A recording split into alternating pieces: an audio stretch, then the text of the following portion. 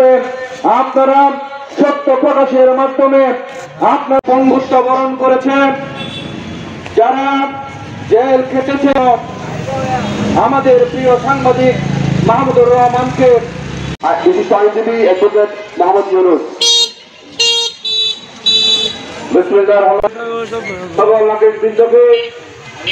বাংলাদেশ পক্ষে একজন লড়াকু সৈনিক, তিনি সেটার পরিচয় ভালো মতোই দিয়েছেন। আমরা নাগরিক হিসেবে সরকারের কাছে দাবি করতেগুলো ইতিমধ্যে মামলা দেওয়া হয়েছে, সেই মামলাগুলো তুলে নেওয়া হোক। এই মুক্তির দাবিতে আমরা দাঁড়িয়েছি। এই পক্ষে আজকের এই প্রতিবাদ সভার উদ্যোগ নেওয়ার জন্য ধন্যবাদ জানাই।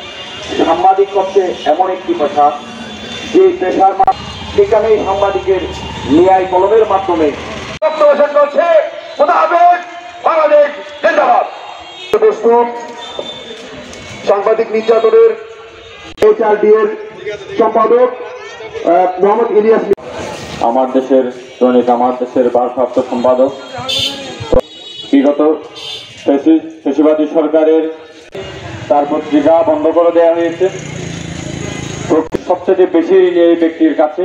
সে কারণে কক্সবাজার থেকে আমি 2003-4 সাল থেকে যখন থেকে তার পত্রিকা শুরু, তখন থেকে যে সংকট, গণমাধ্যমের স্বাধীনতার যে সংকট, সেই জায়গা থেকে বেরিয়েছে বলে বাংলাদেশের সকল ধরনের গণমাধ্যমকে উন্মুক্ত করে দিয়ে, এবং 17 বছর ধরে যেসব মামলা করা হয়েছে সম্পূর্ণ মামলা মিথ্যে, বানোয়াট, ভিত্তিহীন।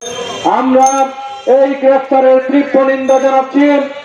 এবং এখানে যখন বিপ্লবী গভর্নমেন্ট চলে আসে, উনি এই দেশে ব্যাক আসেন, তারপরে উনি আদালতের প্রতি শ্রদ্ধাশীল হয়ে আদালতে আত্মসমর্পণ করলে ওনাকে জামিন নামঞ্জুর করে কারাগারে প্রেরণ করে বাংলাদেশের জাতীয়তাবাদী বিশ্বাসী, ইসলামী মূল্যবোধী বিশ্বাসী, বাংলাদেশের তরুণ বুদ্ধিজীবী লেখক, ভারত বিরোধী লেখক, উনি শুধুমাত্র এই হাসিনা গভর্নমেন্টের হামলার শিকার হয়েছিল দুইটা কারণে।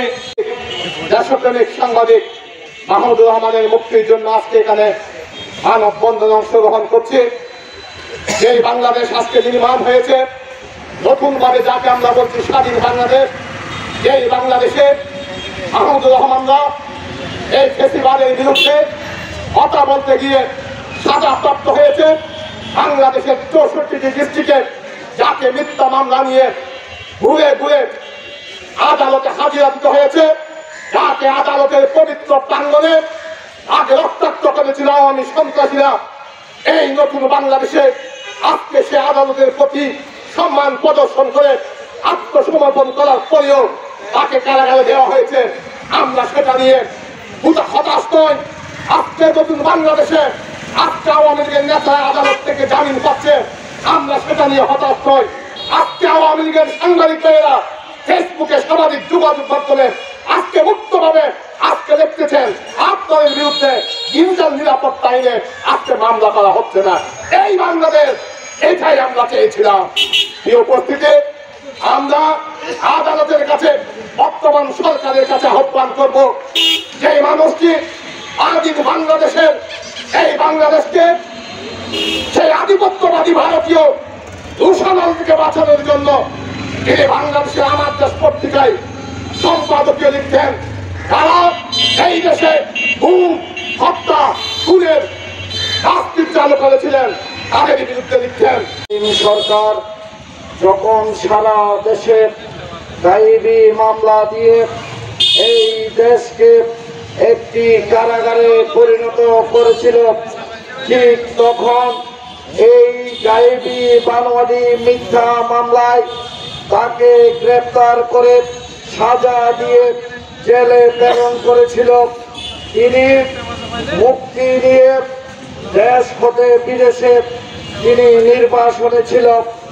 তিনি এই আগামী গত 5ই আগস্ট বৈষম্যহীন ছাত্র জনতা ও সারা দেশের আপামর জনতা যখন রাজপথে নেমে এসে এই হাসিনা সরকারকে পতন করেছিল, ঠিক সেই মুহূর্তে আমার দেশের সাধারণ জনগণের চাওয়া পাওয়া ছিল আমাদের যারা নির্যাতিত, নিপীড়িত, গায়েবী মামলায় নির্যাতিত তারা যাতে দেশে ফিরে আসে, তিনি জনগণের দাবির মুখে দেশে আসলে তাকে বিনা কারণে এখনো যে ফ্যাসিস্টদের দোসররা বিভিন্ন জায়গায় আছে তাদের কারণে তাকে জেল হাজতে প্রেরণ করা হয়েছে। প্রিয় ভাইয়েরা, ১৭ বছর এই স্বৈরাচারী হাসিনা সেই কলম সৈনিকদেরকে দাবিয়ে রেখেছিল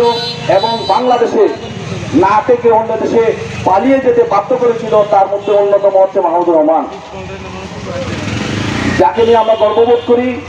সাংবাদিক ভাইদেরকে আমি বলবো, মাহমুদুর রহমানকে অনুসরণ করবেন।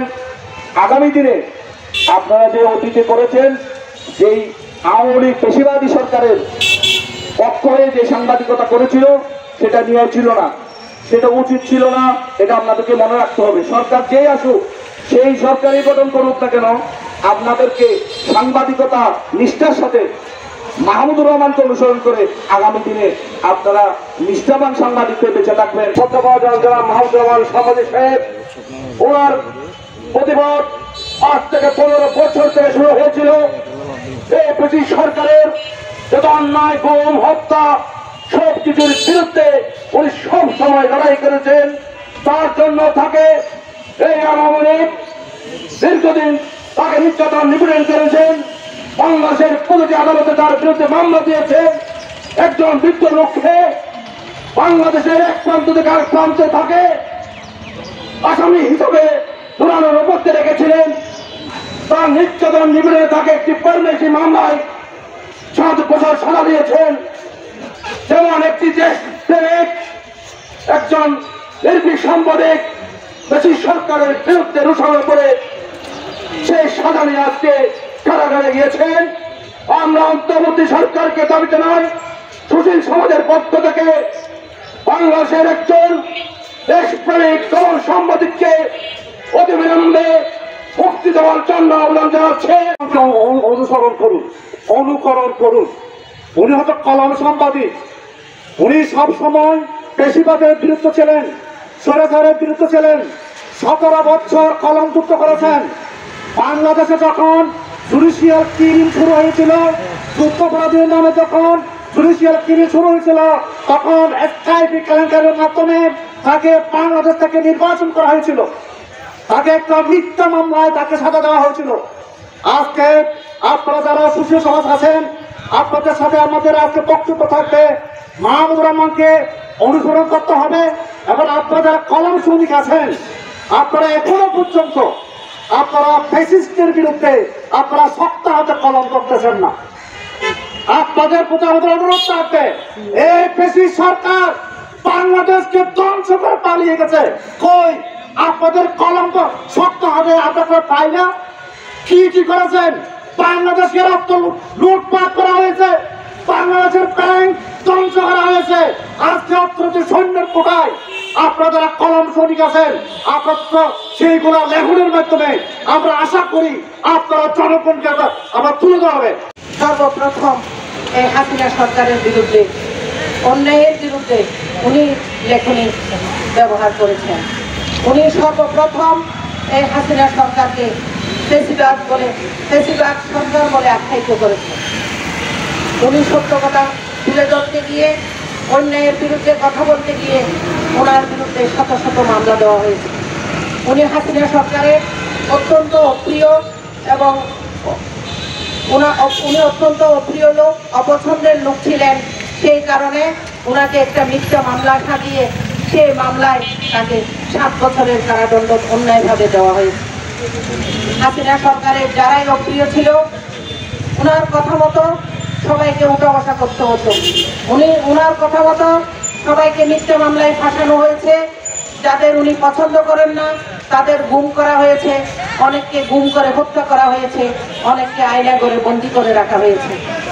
এই সমস্ত কথা এই আমাদের প্রিয় সাংবাদিক ভাইয়েরা তুলে ধরেছেন বলে তাদেরকে এই মিথ্যাভাবে 7 বছরের কারাদণ্ড দেওয়া হয়েছে।